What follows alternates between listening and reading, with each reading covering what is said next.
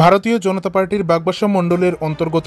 ৪২ নং বুথ এলাকায় একটি যোগদান সভা অনুষ্ঠিত হয়, যেখানে ১৩ পরিবারের ৭০ জন ভোটার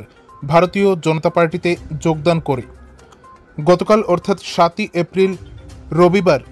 বিকেল আনুমানিক ৫টা ৩০ মিনিট নাগাদ উত্তর ত্রিপুরা জেলার ৫৫ বাগবাসা বিধানসভা কেন্দ্রের অন্তর্গত ভারতীয় জনতা পার্টির বাগবাসা মণ্ডলের ৪২ নং বুথ এলাকায় ভারতীয় জনতা পার্টির একটি যোগদান সভা অনুষ্ঠিত হয়, যেখানে এই যোগদান সভায় ১৩ পরিবারের ৭০ জন ভোটার